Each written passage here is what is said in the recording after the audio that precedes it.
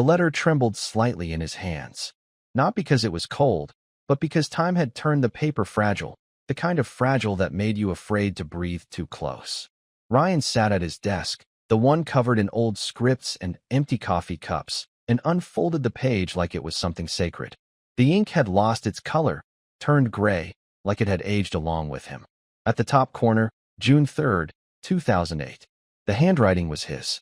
The rhythm, the slant, the hesitation in every loop of the pen, his. But it didn't feel like him anymore. It felt like reading a stranger's confession. He took a breath and began to read. You once told me that honesty scares people. Maybe that's why I never said this out loud. Maybe I was scared too. I've been trying to write you out of my system, but everything still sounds like you. Every line, every note, every quiet morning. You were the only calm I ever knew. When the world kept asking me to be someone else, you just looked at me like I already was enough. I don't know what we were. Maybe that's what made it real. It didn't need a name. It just existed, the way rain exists or gravity. He paused, eyes following the faint creases in the page. He remembered that week.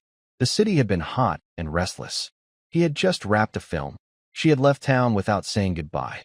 He didn't chase her, not because he didn't want to, but because he didn't know what to say that wouldn't sound like begging. He kept reading. You made silence feel safe. That's a rare thing. You made me want to write again, not for work, not for anyone, just for me. If I could go back, I wouldn't change a thing, except maybe that last night. You didn't owe me a goodbye, but I wish you'd stayed long enough to see what you left behind. The next lines were Messier, written faster, like he had been running out of courage. You said once that I'd forget you when I became who I wanted to be. But you were wrong. I became him, and I still remember you. Ryan let out a slow breath, the kind that feels heavier on the way out. He placed the letter on the desk and stared at it like it was alive. The ink had smudged slightly at one corner. Maybe from his hand, maybe from an old tear. He couldn't remember which. The sunlight slipped through the blinds, landing on the words, "You were the only calm I ever knew." He traced them gently with his fingertip, whispering the line to himself, and for a second, he could almost hear her voice, laughing, correcting his tone, teasing him about being too dramatic even in love. He smiled sadly. "Yeah," he murmured. "You always hated when I tried to sound poetic." He folded the letter again, slower this time, more carefully. And as he did, one thought hit him. The reason he had never sent it. Because he didn't write it to be read. He wrote it to remember what it felt like to mean something to someone. He leaned back, eyes on the ceiling, the folded page still warm in his palm, and whispered, "I guess I never stopped writing this one." The next morning came slow, gray light leaking through the blinds, the kind of light that makes everything feel half-remembered. Ryan hadn't slept much. The letter sat on the nightstand beside him, folded neatly, but somehow it felt louder than anything else in the room. He reached for it before his phone, before the coffee. It wasn't curiosity, it was gravity. That quiet pull toward something unfinished. He slipped it into his jacket pocket, grabbed his keys, and left the house without even tying his shoes properly. The morning air hit him like a memory, cool, still, and full of sounds people usually don't notice. Birds on wires, tires hissing on wet asphalt, a kid's laugh echoing down the street. He walked without direction until he ended up in front of a cafe he used to visit years ago. The sign above the door was faded now, the paint peeling. Inside, nothing had changed. Same chipped mugs, same soft hum of a jazz record spinning somewhere in the back. The same smell of burnt espresso and old wood. He ordered a black coffee and sat by the window, the one that looked out at a row of trees already turning gold with early autumn. For a few minutes, he just watched the steam rise from his cup, trying to decide if he really wanted to read the letter again. But he did. He always would. He unfolded it on the table, slow, like it might fall apart if he rushed. The words stared back at him, quiet, patient, unchanged. He read them again. But this time, they hit differently. It wasn't heartbreak anymore. It was recognition. The kind that comes when you finally understand what you were trying to say, not to someone else, but to yourself. He found himself whispering the lines under his breath, the same ones that had made him pause last night. You made silence feel safe. That's a rare thing. He closed his eyes. The sound of the cafe faded until it was just the rhythm of his own breathing. When he opened them again, he noticed a young couple at the counter, laughing over something small, their hands brushing, careless and natural. For a second, he envied that simplicity, the ease of not yet knowing how fragile connection becomes with time. He smiled to himself, a quiet, tired smile, and folded the letter again. Not because he was done reading it, but because he finally understood. He wasn't missing her. He was missing the version of himself that existed when she did. Ryan slipped the letter back into his pocket and looked out the window one more time. The morning was brighter now, the sky clearing. He thought about finishing his coffee, maybe walking to the park, maybe not. But one thing he knew, he didn't want to throw the letter away. Not yet, because it wasn't a reminder of loss anymore. It was proof that, once, he had loved someone honestly enough to write. When he left the cafe, the air had already warmed. The city was awake now, delivery vans, distant laughter, the faint clatter of a morning market somewhere nearby. Ryan walked aimlessly, one hand in his pocket, feeling the letter pressed against his fingers like a pulse. He wasn't sure why he couldn't let it go. Maybe it wasn't about her anymore. Maybe it was about remembering that he used to care enough to write. A small bookstore caught his eye. It was the kind of place that still smelled like paper and dust, where the light fell soft through old windows. The handwritten sign on the door read, "Open, but only if you're patient." That made him smile. Inside, there was only one other person, a woman behind the counter, probably in her 40s, sorting through a stack of secondhand novels. She looked up, smiled politely, then went back to her work. No recognition, no whispers, no double takes. Just a quiet nod, like he was anyone else. He wandered through the aisles, fingers brushing spines of forgotten books. Poetry, travel, letters, lives. He stopped at a section marked used/personal. A note taped to the shelf said, "Some of these have handwriting in them. We left it there on purpose." He picked one up, a slim, worn copy of Letters to a Young Poet. Inside, in blue ink, someone had written on the first page, "Don't wait until it's too late to say what you mean." He stood there for a moment, smiling to himself. There it was, the universe's strange way of circling back. He turned the book over in his hands, then bought it without thinking. At the counter, the woman asked, "You like old letters?" He nodded. "I think I used to." She smiled. "Then you'll like that one. It's been waiting for someone to take it." Outside, the sun hit his face. He slipped the small book into his pocket beside the letter. Different times, different hearts, but the same feeling, the ache of things left unsent. He didn't know it yet, but that morning, he had stopped chasing closure. He was learning to live with the beauty of unfinished things. The afternoon drifted by slowly, the way it does when you have nowhere to be and nothing urgent to say. Ryan came home carrying the small paper bag from the bookstore, just the book and a receipt folded neatly inside. The house was quiet as always. He placed the bag on the kitchen counter, poured himself a glass of water, and stared out the window for a while. The light outside had softened. The city hummed somewhere in the distance, but here it felt like time had forgotten to move. He took the book out, sat on the couch, and started reading. The pages were yellowed and soft at the edges, marked by years of someone else's hands. The words felt intimate, not dramatic, not grand, just human. He paused at one line that said, "Be patient toward all that is unsolved in your heart." He smiled quietly. It wasn't advice. It was truth. He closed the book and reached for the letter in his jacket pocket. He unfolded it again, slower now, with something like tenderness. It no longer felt like a wound, more like a photograph of one. He laid the old letter beside the new notebook on the table, took a pen, and for a long moment just stared at the blank page. Then he began to write.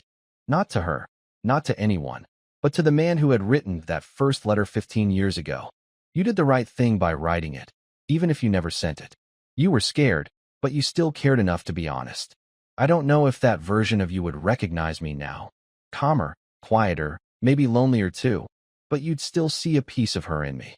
He stopped for a second, tapping the pen lightly against the page. Then he kept going. "You thought love had to end in something dramatic. A call, a goodbye, a door closing. But it didn't. It just faded, like music at the end of a song. You learned that silence isn't the enemy. Sometimes it's what saves you." He wrote until the sun went down, until the room filled with the faint orange glow of evening. When he finished, he didn't sign it. He just wrote one last line at the bottom. "You'll be fine. You already were." He folded the new letter carefully, placed it back inside the same envelope with the old one, and and sealed it with his thumb. 2 letters now lived in that envelope, one written in longing, the other in understanding. Together, they felt complete. Ryan sat back, exhaled slowly, and let the quiet fill the room again. It didn't hurt anymore. Not the way it used to. He looked toward the window, the light fading into blue, and whispered, "Guess we both grew up, huh?" The air that evening carried the soft chill of autumn, the kind that reminds you of years gone by, without saying a word. Ryan stepped outside with no real plan, just the need to breathe something that wasn't memory. The streets glowed with that orange city light that always looked more romantic than it felt. He walked without direction until he found himself turning down a narrow street lined with trees, the same one he hadn't walked in years. The moment he saw the corner store and the bench beside it, he stopped. It hit him all at once. This was where they used to meet. No cameras, no plans, just 2 people hiding from the noise of everything else. The bench was still there, paint chipped, half covered in fallen leaves. He sat down slowly, hands in his pockets, and for a second he could almost see her, sitting next to him, legs crossed, smiling at something stupid he'd said. He smiled too, but it was softer now, like a memory that had learned to be kind. He reached into his jacket, took out the envelope, and turned it in his hands. The paper caught the light from a nearby lamp, glowing faintly like something still alive. He thought about opening it again, but didn't. He didn't need to. Instead, he leaned back and watched the traffic roll by, a couple holding hands, a man walking his dog, a kid on a bike. Life happening around him, uncaring, unpaused. It was comforting. For a long time, he just sat there, the sound of the city mixing with the faint rustle of trees. Then he whispered, barely audible, "Thank you for what you were." And somehow, it didn't sound sad. It sounded like peace. He slipped the letter back into his pocket, stood up, and started walking home. The night felt lighter, the street warmer, like something heavy had quietly lifted off his shoulders. That letter no longer belonged to the past. It belonged exactly where it was, with him, in the present. The apartment was quiet when he came back, too quiet, even for him. The kind of quiet that presses on your thoughts until they start whispering back. Ryan hung his jacket by the door, dropped his keys on the table, and for a while just stood there, unsure what to do next. He didn't feel sad, not really. Just hollow in a calm way. That same calm you feel after a storm when the world hasn't decided yet whether it's safe again. He walked into the living room, poured himself a glass of water, and noticed an old wooden box on the bookshelf. The one he hadn't touched in years. Inside were fragments of a life that had already happened, ticket stubs, small Polaroids, scribbled notes. He sat on the floor, crossed his legs, and opened it. Dust lifted into the air like ghosts that had been waiting too long. On top was a photo, worn at the edges, colors faded, of him and her sitting by a window somewhere in Europe. She was laughing, head thrown back, his hand halfway in motion like he was about to say something. Neither of them knew the camera had gone off. He stared at it for a long time. It didn't hurt the way it used to. The ache was gentler now, almost warm. He could still remember the day, the way she'd stolen his hat, the way they'd argued about which city had the best coffee, the way they'd walked until their feet hurt just to find a view that looked like forever. He smiled softly, shaking his head. "God, we were kids," he whispered. Then, almost without thinking, he took his phone and snapped a picture of the photo, the old within the new. He looked at it on the screen for a moment, then set the phone down and didn't save it. Because he didn't need to carry it anymore. He already had. Ryan put the photo back in the box, closed it, and ran his hand across the lid. It wasn't closure. It wasn't forgetting. It was something quieter, acceptance. Before turning off the lights, he took the letter from his jacket and slid it into the same box beside the photo. For the first time, they belonged together. 2 unfinished things that somehow made each other complete. He whispered into the dark, "I think I finally understand what you meant by letting go." And for the first time in years, he slept through the night. Morning arrived soft and gold, sliding through the curtains like it had nowhere else to be. For the first time in months, maybe years, Ryan woke up before his alarm, not because of restlessness, but because something inside him felt still. He lay there for a few minutes, just listening. The hum of the refrigerator, a car passing outside, a dog barking somewhere far off. The world was quiet, but alive, and he felt part of it again. On the nightstand sat his notebook, half filled with random thoughts and half-finished lines from old ideas. He hadn't touched it in weeks. Writing had always come easy when it was about characters, scripts, fiction. But writing about himself, that was different. That was dangerous. He got up, made coffee, and stood by the window with the cup warming his hands. The sky was a clear, washed-out blue. He thought about the letter, the photo, that version of himself who had needed to be heard so badly he'd written into the void. He walked over to his desk, opened the notebook, and turned to a blank page. No title, no plan, just space. He started writing. At first, it was a line or two that didn't mean much. A thought about silence, a description of the morning light, how it hit the corner of the wall like a soft reminder that the world keeps moving even when you stop. But then the words began to find rhythm. They fell into a pattern, a quiet pulse. It wasn't a letter. It wasn't an apology. It was a song, though he didn't realize it until the third verse. He wrote about waiting without expecting, about memories that hum instead of shout, about love that doesn't end but changes shape until it fits quietly inside you. He didn't write her name. He didn't need to. When he finished, he read it out loud. His voice was low, rough, but steady. It sounded like peace wearing the clothes of sadness, the kind that doesn't break you, just reminds you that you once felt deeply enough to be broken. He looked down at the page. It wasn't perfect. It wasn't clever, but it was honest. He closed the notebook gently, exhaled, and smiled. It had been 15 years since he'd written something that came from the same place as that old letter. And now, it felt like he'd finally answered it. Not with words, but with understanding. He whispered to himself, almost like a promise. No more letters. Just songs. The kind only he would ever hear. That evening, the house was painted in quiet amber light. The sun was setting slow, brushing every wall with warmth before disappearing. Ryan sat at the piano, the one he hadn't touched in months. Dust lay across the keys like a thin veil, proof of how long silence had lived here. He lifted the cover, pressed one key. It rang out, soft and hesitant, like testing if the world still remembered how to listen. Then another, and another. Before long, his hands began to find the melody he'd written that morning. It wasn't planned. It never is, not when it's real. The notes stumbled at first, uncertain, but then they began to breathe. Slow, reflective, aching in the gentlest way.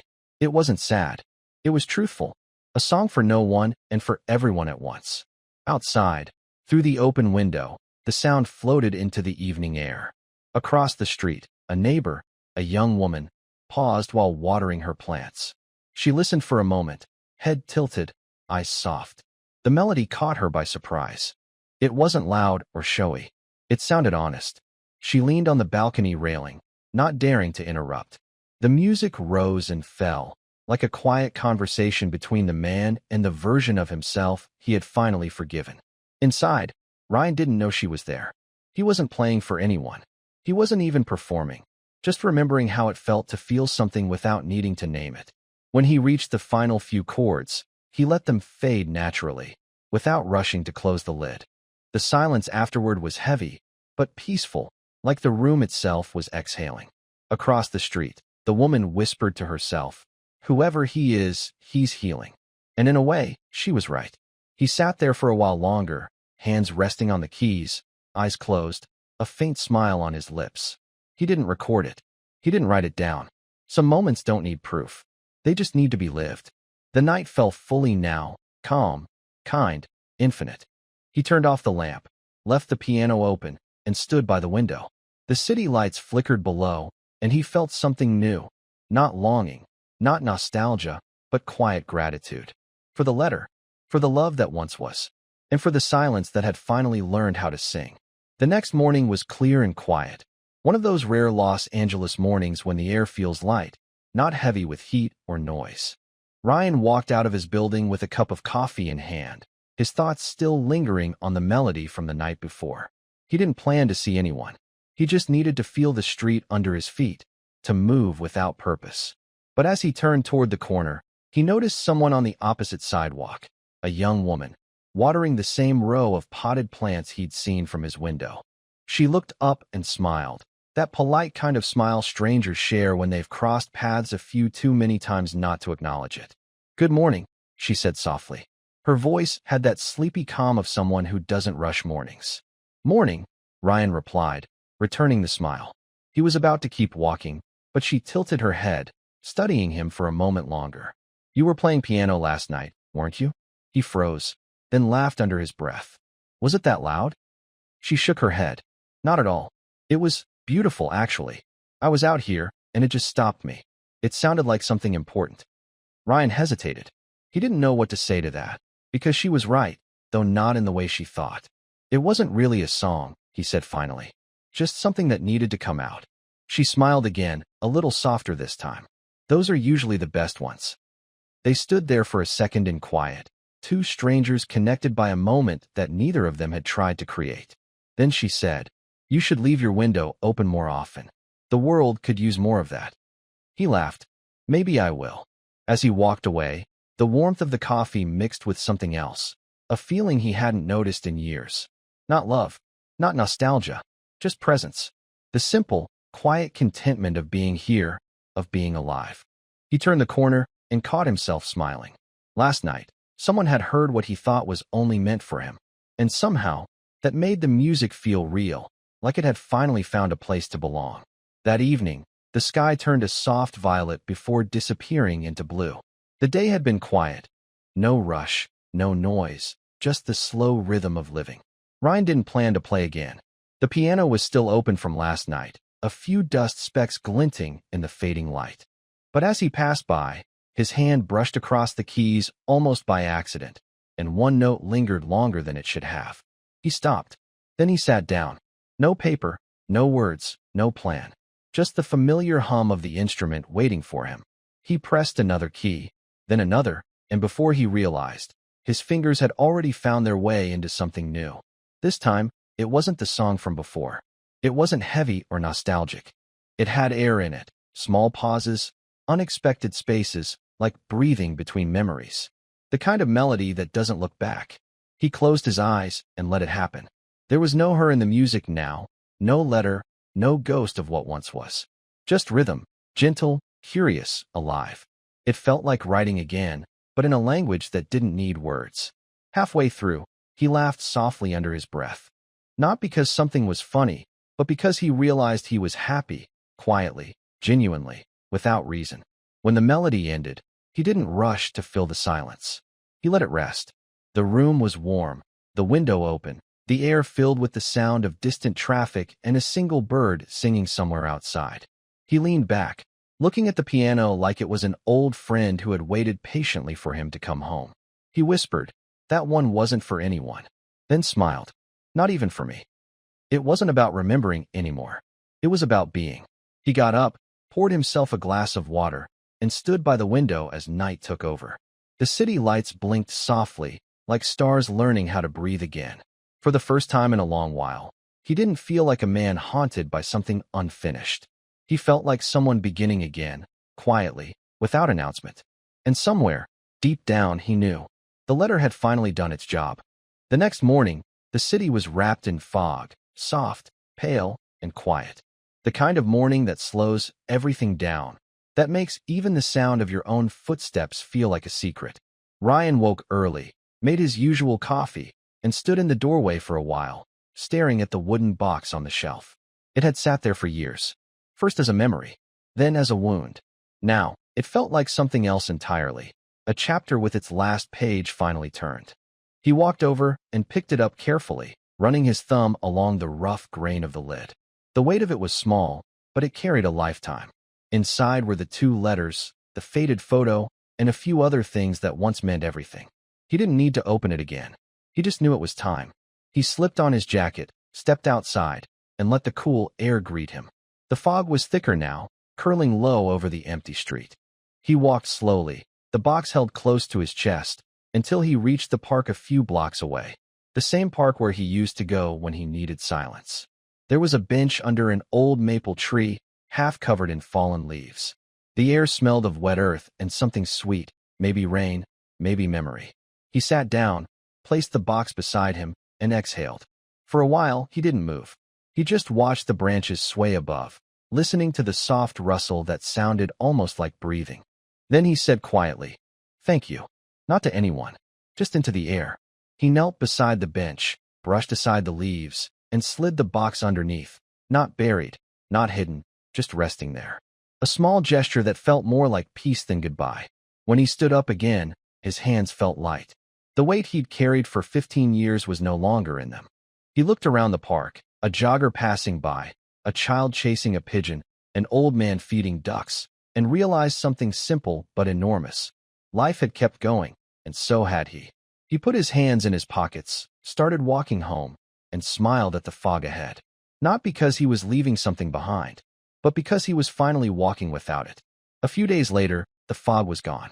The city had returned to its usual rhythm, sunlight cutting through glass towers, people rushing with coffee cups and earbuds, every corner alive with sound. But Ryan moved slower now, not because he was tired, but because he didn't feel the need to keep up. He walked the same route he always did, the one that wound through the park. The maple trees were changing, leaves now brighter, gold bleeding into red. The air carried that faint autumn scent of endings that don't feel sad, just inevitable. As he turned the corner, his eyes found the old bench beneath the tree, the one where the box now rested quietly below. But he wasn't alone this time. Someone was sitting there, a young man, maybe in his 20s, headphones in, sketchbook open on his lap. His head tilted slightly, lost in thought, pencil moving softly over the page. Ryan stopped for a moment, watching from a distance. There was something peaceful about it, the way the world keeps repurposing moments, giving them new owners. The bench wasn't a relic of the past anymore. It was a place that belonged to the present. He smiled faintly, realizing how natural it felt to see someone else there. A few weeks ago, he couldn't have imagined that. Back then, that bench had belonged to ghosts, to what-ifs, and could-have-beens. Now it just belonged to life. He sat down on a nearby bench, not too close, just enough to see the light catching the maple leaves above. He listened, not to the music from the headphones, but to the soft scratch of pencil on paper, the laughter of kids chasing each other down the path, the low hum of the city breathing in the background. All of it felt like rhythm, a quieter kind of music, the kind he'd been trying to find in himself for years. After a while, the young man stood, stretched, and walked away, leaving the sketchbook open for a second on the bench. Ryan waited until he was gone, then glanced over. On the page, a rough drawing. The same maple tree, the same bench, a small wooden box half hidden beneath the leaves. He froze, breath catching in his chest. He hadn't told anyone about that. Then, almost laughing, he shook his head. Maybe it didn't matter. Maybe some things simply find their way into the world again, through other hands. He walked over, gently closed the sketchbook, and left it where it was. No words, no explanations. Just quiet gratitude. The wind picked up, scattering leaves across the grass. He looked up, the sunlight flickering through the branches, and felt something he hadn't in a long time. Not nostalgia, not longing, just a clean, weightless peace. He took one last look at the bench, then turned to leave. There was nothing left to hold on to. No letters to write, no songs to finish, no ghosts to chase. Just the world, vast, imperfect, beautifully unfinished, and him, walking forward into it. And for the first time in 15 years, Ryan Gosling didn't look back.